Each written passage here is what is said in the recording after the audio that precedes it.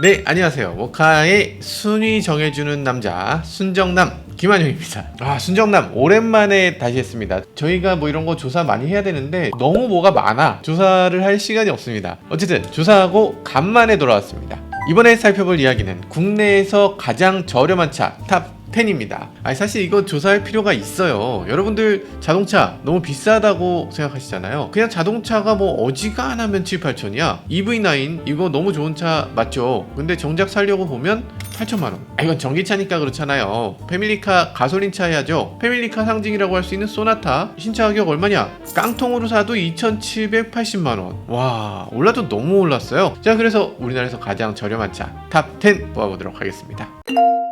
네, 일단 우리나라에서 모든 차 중에 가장 저렴한 차라고 하면은 사실 여러 차들이 있어요. 소형 전기차, 예를 들면 뭐 트위지 같은 거, 그런 차들은 일반적인 자동차라고 하기 조금 그러니까 그거 빼고요. 그리고 수동 변속기는 지금 없으니까 자동 변속기 기준으로. 아반떼엔 수동 있잖아요 하실 텐데, 아반떼에는 그 수동이 있긴 하지만 이제는 수동 변속기가 저렴해서 끼우는 게 아니라 감성으로 좀 특별한 사람들이 특별하게 사용하기 위한 차, 이런 변속기로 바뀐 거죠. 그리고 포터, 봉고 이런 차들도 엄청 저렴하죠. 근데 여러분들한테 아반떼를 왜 사요? 아반떼 사니 포터가 더 싼데 포터 사세요, 이렇게 하면 안 되잖아요. 자, 그래서 화물차 제외하고 승용을 기준으로 하겠습니다. 자, 그럼 우선 10위부터 1위까지 살펴보죠. 10위 현대 베뉴입니다. 2,170만원. 와, 잠깐만, 가장 저렴한 차라는데 2,170만원? 그러니까 지금 2,170만원 이하의 차가 10대도 안 된다는 거잖아요. 아니 이게 뭐야, 2,170만원이 저렴하다고 지금 올라온 겁니까? 이거 너무 비싼 게 아닌가? 게다가 베뉴잖아. 베뉴는 이렇게 생긴 차인데 요게 비싸지 않나? 그러면 2,170만원짜리 베뉴는 어떤 차인가? 깡통이겠죠. 그럼 정말 깡통인가? 아닙니다. 의외로 갖춘 게 많아요. 우리나라 소비자들의 눈높이가 많이 높아졌으니까. 뭐가 있는지 한번 살펴보죠. 일단 기본적인 ADAS 들어가 있습니다. 전방 충돌 방지 보조. 그러니까 앞에 사물이 있을 때 차가 긴급 제동하는 기능이 있어요. 차로 중앙을 유지해주는 차로 유지 보조 기능도 들어갑니다. LED 헤드램프 들어가고요. 그것도 프로젝션 타입으로 들어갑니다. 핸들, 기어 노브 다 가죽으로 마감했고요. 시트 인조 가죽입니다. 가장 놀라운 거, 시트 열선이 기본이고요. 통풍이 기본입니다. 아니 깡통까지 통풍을 넣어줘. 이게 무슨 말이야? 운전석만 될 거라고 생각하는데 그게 아니고 운전석, 조수석 다 통풍이 제공됩니다. 게다가 8인치 내비게이션 기본, 프로토 에어컨 기본, 크루즈 컨트롤까지 들어갑니다. 어쨌든 이 정도면은 어지간한 차면 풀옵션에 들어가야 되는 거 아닌가? 차라리 이것들 다 빼고 한 200만원 깎아주지, 왜 이런 걸 다 넣고서 이렇게 비싸게 파나, 뭐 이런 생각이 들기도 합니다. 아마도 이 차는 수요가 너무 적어서 그런 것도 같아요. 옵션이 있는 것과 없는 것을 만들기에는 차 대수가 너무 안 나와. 그러니까 다 있는 걸로 해서 그냥 사려면 사고 말려면 말아라, 이런 수준이 된 것 같아요. 왜냐면 지금 베뉴 주문하면 10개월 기다려야 됩니다. 역시 인기 모델인가 보다 이렇게 생각하면 그게 아니에요. 그냥 안 만듭니다. 이게 수요가 너무 적으니까 주문해도 10개월 기다려야 되고, 이런 악순환이 계속되는 것 같아요. 인도에는 이미 베뉴의 페이스리프트 모델이 나왔죠. 이렇게 생겼습니다. 근데 국내에서 이거 페이스리프트를 굳이 가져올 이유가 있을까? 잘 안 팔리는 세그먼트인데 굳이 팔 이유가 없죠. 차라리 그냥 코나를 팔지, 캐스퍼를 팔지. 코나랑 캐스퍼 중간에 껴서 애매한 차가 된 게 베뉴죠. 여튼 베뉴 비교적 저렴한 가격인데 옵션은 거의 풀옵션으로 가질 수 있는 자동차다. 뭐 숨겨진 매력이 있는 차라고 할 수 있네요. 다음은 9위입니다. 기아 셀토스. 너무 대박이죠. 셀토스는 나름대로 좀 멋있잖아요. 저렴해 보이지가 않죠? 크기도 크고. 그런데 지금 셀토스가 베뉴보다 더 싼 겁니다. 와, 충격이죠. 지금 2.0L 자연흡기 모델로 2,110만원부터 라고 하는데요. 올해 연식 변경하면서 가격을 조금 올리긴 했는데 그래도 지금 가성비가 충분히 훌륭한 자동차라는 생각이 듭니다. 지금 10위권 차량 보면 차들이 다 좀 하늘하늘해요. 약간 심장병들을 다 조금씩 갖고 있는데 이 차 같은 경우는 심장도 든든합니다. 149마력 18.3kgm를 내는 2.0L 자연흡기 엔진, 이게 기본으로 들어가고요. 이 정도면 그래도 이 소형 SUV 중에서 괜찮다라고 할 수 있죠. 근데 사실 저는 이 엔진보다는 1.6L 터보 엔진을 더 추천드리는데, 가격은 딱 100만원 차이인데 세금도 덜 나오고 연비도 더 좋고 출력도 더 우수하니까 1.6L 터보가 당연히 좋은 선택이라고 여러 번 말씀드렸죠. 실제로도 판매량을 보면 거의 9대1 정도로 이 1.6L 터보가 훨씬 많이 팔리는 걸 볼 수 있습니다. 어쨌든 전방 충돌 방지 보조 기본으로 들어가고요. 차로 유지 보조 기본, 어댑티브 크루즈는 아니고요. 일반 크루즈 컨트롤 이런 거 기본으로 제공됩니다. 그리고 놀랍게도 전자식 파킹 브레이크가 기본부터 들어갑니다. 오토홀드 들어가고요. 내비게이션은 안 안 들어가는데 8인치 디스플레이 오디오가 기본으로 들어갑니다. 8인치 디스플레이는 무선 카플레이를 지원합니다. 그러니까 현대차의 고급 내비게이션보다 오히려 무선 카플레이용으로는 더 좋아요. 자, 그러면서 후방 카메라도 기본으로 들어가고요. 대단하지 않습니까? 그리고 또 놓쳐서는 안 되는 거, 하이패스도 기본으로 들어가요. 아니, 하이패스 보통 어지간하면 옵션이잖아요. 근데 이 셀토스는 그냥 깡통부터 하이패스를 넣어줍니다. 야, 어느 정도 편의장치 다 갖추고 있는 자동차, 그러면서 베뉴보다 저렴한 자동차, 이게 소형 SUV 1등 괜히 되는 게 아니구나, 이런 생각이 듭니다. 자, 다음은 대한민국에서 가장 저렴한 차 8위 두구두구두 쉐보레 트랙스 크로스오버입니다. 2,090만원입니다. 와, 잠깐만, 2,052만원이라고 하지 않았어요? 하시는 분들도 계시겠지만 이번 7월 1일부터 개소세가 오르기 때문에 약간 가격이 인상됐습니다. 10위권 안에 들어간 차 중에서 사이즈가 가장 큰 차, 가장 넉넉한 차라고 볼 수 있죠. 이렇게 큰 차를 이 가격에 팔면 어떡하나, 이거 철판 값은 나오나, 이런 얘기도 나오는 것 같고요. 어떤 분들은 그런 얘기합니다. 쉐보레는 원래 깡통에 아무것도 안 넣어줘, 얘기하시는 분들 계신데 아닙니다. 생각보다 들어간 게 꽤 있어요. 일단 긴급 제동 보조, 앞에 사물 있으면 긴급 제동하는 거 들어가고요. 차선 이탈 방지 들어갑니다. 앞서서 있었던 차로 중앙 유지하고는 조금 달라요. 차선 이탈 방지니까 이거는 차선을 넘어가려고 하면 되돌려 보내는 거거든요. 속도도 어느 정도 높아야지만 차로를 인식하니까 그런 것들이 조금 제한이 있다 라고 볼 수 있습니다. 지금 10위권 안에는 이 차에만 있는 ADAS 기능 하나 있는데요, 후측방 충돌 경보 시스템이 기본으로 들어갑니다. 이런 게 왜 들어가지? 여기에 LED 헤드램프 기본이고요, 리어램프도 LED로 하는 게 기본이고요, 앞유리를 차음 글래스로 해주는 거 이것도 기본입니다. 그리고 전자식 파킹 브레이크 기본, 오토홀드 기본으로 되고요. 8인치 디스플레이는 들어가는데 여기에 무선은 아니지만 카플레이, 안드로이드 오토, 케이블식으로 다 들어갑니다. 이렇게까지 옵션을 다 넣고서 깡통이라고 한다는 거, 쉐보레 왜 이렇게 훌륭해졌죠? 한 가지 아쉬운 게 있다면 풀옵션으로 올라가도 내비게이션이 안 나온다는 거, 그건 조금 아쉽죠. 국내 배정 물량도 그렇게 많지 않아서 이게 해외에 주로 팔린다, 그런 것도 아쉽다고 합니다. 이렇게 저렴한 차 나왔으면 많이 생산해 주셔야 쉐보레 인기가 높아질 수 있겠죠. 그래서 이 가장 저렴한 LS 트림도 많이 좀 생산해 주셨으면 좋겠습니다. 네, 다음은 우리나라에서 가장 저렴한 차 7위 르노코리아 XM3입니다. 디자인도 꽤 괜찮죠. 쿠페형 SUV, 상당히 멋지지 않습니까? 가격은 2,045만원. 야, 그렇게 싸다는 트랙스보다 더 싼 거예요. 이 차에는 1.6L 자연흡기 엔진에 CVT 변속기가 들어가고요, 긴급 제동 보조 기본으로 들어가고요, 직물 시트가 들어갑니다. 이거 비닐 시트나 가죽 시트 같으면 겨울철에 엄청 차갑잖아요. 겨울철에 여러분들 소파, 가죽 소파면 차가워서 엉덩이도 되기 싫은데 직물 소파는 그런대로 겨울철에도 괜찮잖아요. 그런 느낌이 듭니다. 그래서 열선이 없고 통풍도 없는 거, 그거 조금 아쉽다는 분들이 계실 것 같아요. LED 헤드램프 기본으로 들어갑니다. 파킹 브레이크도 이 수동식이 아니고 전자식 파킹 브레이크입니다. 이것도 좋긴 한데 오토홀드 기능이 안 들어가요. 근데 저는 오토홀드에 대해서 그렇게 좋게 생각하지 않습니다. 기본적으로 오토홀드는 위험한 기능이라고 생각해요. 오토홀드가 된 상태에서 몸을 돌린다거나 이 주차권을 뺀다거나 이런 여러 가지를 하면서 가속 페달 잘못해서 툭 건드리면 그럼 차가 툭 튀어나가고 어딘가 들이받는 이런 일들이 자꾸만 생기거든요. 전 자동차가 굉장히 불안한 장비라고 생각하고 있기 때문에 명시적으로 브레이크를 내가 계속 밟고 있거나 아니면 P를 넣고 있거나 차한테 내가 명령을 내렸을 때만 그걸 안정적이라고 생각하지,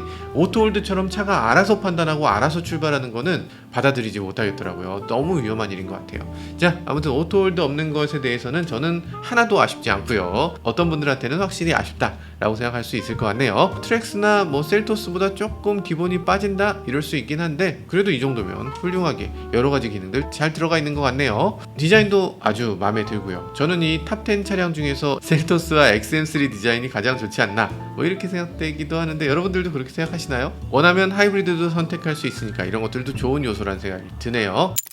다음은 6위입니다. 현대 아반떼 1997만원입니다. 와, 드디어 2천만원 이하의 자동차가 나왔네요. 현대 아반떼 올해 페이스리프트 됐죠. 그러면서 여기에 기본 품목을 어마어마하게 많이 넣어줬습니다. 전방 충돌 방지 기본으로 들어가고요. 그런데 전방 충돌 방지가 다 똑같은 전방 충돌 방지 아니죠. 다른 차들 보면 보행자 있고 전방 차량 있고 사이클 정도 있으면 설 수 있습니다. 아반떼는 교차로에서 이렇게 지나가는 차들, 정면에서 대항하는 차들, 이런 차들과의 사고도 막을 수 있다고 합니다. 아무래도 IT 부분, ADAS 부분이 그만큼 업그레이드 됐다는 느낌이 들죠. 차선 이탈 방지, 그리고 차로 중앙 유지 보조, 이것도 당연히 들어가 있습니다. 에어백 무려 8개고요. 인조 가죽 시트 들어갑니다. 열선은 안 들어가요. 인조 가죽 들어가면 최소한 열선을 넣어줘야 되지 않나, 문제가 있다면 이거 가장 기본 트림에 난 열선만 넣고 탈래요, 이게 안됩니다. 옵션으로 열선이 없어요.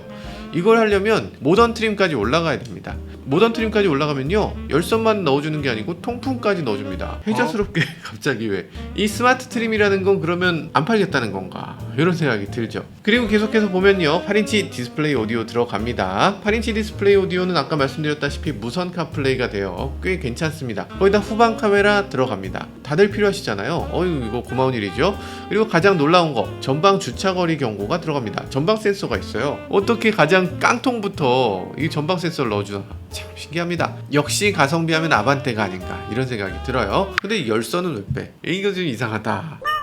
다음은 5위입니다. KG 티볼리 1919만원부터입니다. 와, 이 정도 되니까 정말 싸다는 느낌이 들죠. 2차 보고 와서 지난번에 어우 저렴하다 이렇게 말씀드렸는데 무슨 악플이 쏟아집니다. 차가 싸서 싸다고 하는데 그럼 어떻게 합니까? 싼데 비싸다고 합니까? 싸서 쓰레기입니다 이렇게 얘기해야 되나? 어쩌라는 거죠? 도대체 어쩌라는 거지? 제가 그렇다고 깡통을 사세요 이러는 것도 아니잖아요. 일단 저렴한 차가 나왔다 알고는 계셔야죠. 이렇게 말씀드리는데 여기 갑자기 유언비어를 막 퍼뜨리는 분들이 계십니다. 쌍용차는 충돌 안전성이 형편없는데 이걸 좋다고 하면 어떡하냐, 이런 식으로 얘기하는 분들이 계세요. 완전 유언비어죠. 충돌 안전성은 이미 KNCAP에서 테스트했습니다. 여러분들 뭐 직접 테스트해 보셨어요? 안 해보셨잖아요. 객관적인 기관에서 테스트했더니 1등급입니다. 이거 안전한 차 맞아요. 티볼리 나름대로 상품성이 괜찮습니다. 이번에 두 번째 페이스리프트를 한 건데 뭐 디자인도 나름대로 괜찮고 가격도 그런대로 괜찮습니다. 사실 이거 나온 지 이미 8년이나 된 자동차거든요. 플랫폼을 바꾸거나 이럴 수 있었겠지만 그렇게 큰 폭으로 바꾸지 않고 아주 사소하게 바꾸면서도 자동차 이미지를 사뭇 다르게 이렇게 만들어 놓은 걸 볼 수 있어요. 효과 아주 괜찮죠. 근데 한 가지 새로운 파워트레인을 추가했습니다. 뭐냐면 저렴한 파워트레인을 더한 거죠. 가장 초기에 있었던 1.6L 자연흡기 엔진, 사실 이거 뭐 그렇게 좋은 엔진이다 라고 얘기할 수는 없지만 출력 나름대로 아반떼 정도의 출력이죠. 뭐 그렇게 나쁘진 않습니다. 가성비를 위해선 이런 선택도 좋아 보여요. 정말 저렴한 차를 원하는 사람들은 자연흡기, 그래도 난 좀 달리는 차 사겠다는 분들은 터보 엔진으로 선택의 폭을 좀 넓혀주면 좋겠죠. 그래서 이번에 티볼리 1.6L 모델 대놓고 뭘 겨냥했냐? 캐스퍼를 겨냥했습니다. 경차보다 저렴하게 살 수 있는 자동차다 이렇게 내세우고 있는데, 많은 분들이 얘기하는 것처럼 깡통은 정말 깡통이다 이렇게 말씀하실 수 있는데 맞습니다. 정말 깡통 맞죠. 운전자 주행 보조 기능 에이다스 거의 안 들어갑니다. 좀 섭섭하다 이렇게 얘기할 수는 있을 것 같아요. 긴급 제동 있으면 좋을 것 같은데 없이 가격을 낮춘 거니까. 여기다 만약에 옵션을 더 높이게 되면 트림이 하나 올라가게 되는데 그럼 2200만원대로 올라가게 됩니다. 1800만원대다 하고서 그냥 와 싸다 하고 사기에는 저거는 좀 있어야 되겠는데 라고 생각하면서 조금 올라갈 수 있는 그런 부분이 있어 보여요. 그러면 가장 기본적인 모델은 어떤 걸 갖고 있느냐, 여기 2열 시트 등받이 각도 조절 그리고 폴딩도 잘 된다는 거, 이런 것도 좋고요. 뭐 크루즈 컨트롤 있다, 뭐 요거는 그냥 뭐 기본적으로 제공되는 부분입니다. 편의 장치가 조금 아쉽긴 한데 어쨌든 저렴하니까 어떤 소비자들한테는 이게 좋다 라고 할 수도 있는 거죠. 티볼리 뭐 아쉬운 점이 없진 않아요. 노익장인데 네, 화이팅입니다. 화이팅.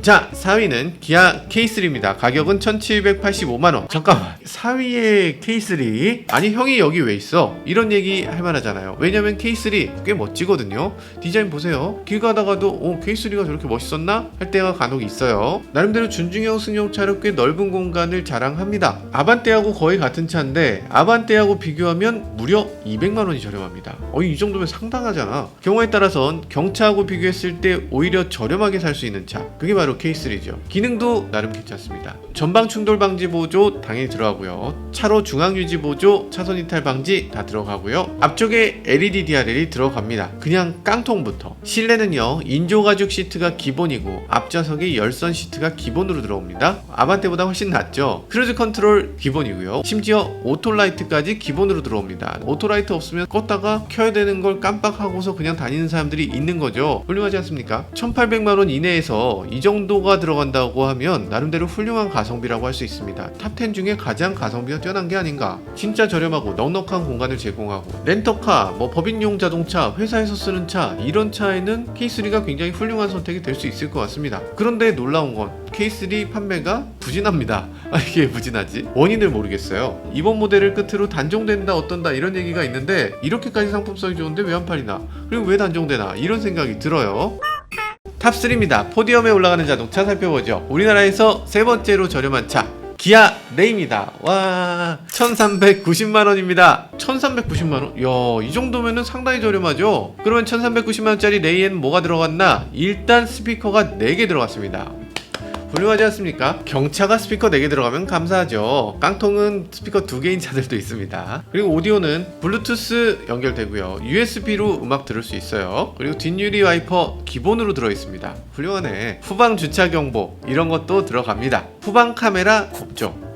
깡통에는 없습니다. 레이는 사실 이런 거 나 필요 없다 하는 분들이 꽤 계신 것 같아요. 이거 경차지만 넓은 공간을 갖고 있다, 이 점 때문에 사시는 분들 많고, 사업자가 혜택을 많이 받을 수 있다, 이래서 사시는 분들도 많은 것 같아요. 가격이 경차 중에선 가장 비싼데 그래도 4명이 확실하게 넉넉하게 탈 수 있다는 완전한 장점이 있죠. 전고가 소렌토보다 더 높아서 안에 어린이가 탔을 때 어린이가 일어선 채로 내릴 수 있는 이런 큰 장점이 있습니다. B필러가 없이 앞문짝이 열리고 뒷문짝이 슬라이딩이 돼서 우산을 펴고 내릴 수도 있고 짐을 큰 걸 실을 수도 있고 훌륭합니다. 근데 엔진은 76마력 정도 되는데 이게 조금 아쉬워요. 그래서 올해 레이 전기차가 나온다고 하는데 전기차 나오면 정말 대박이 날 것 같습니다.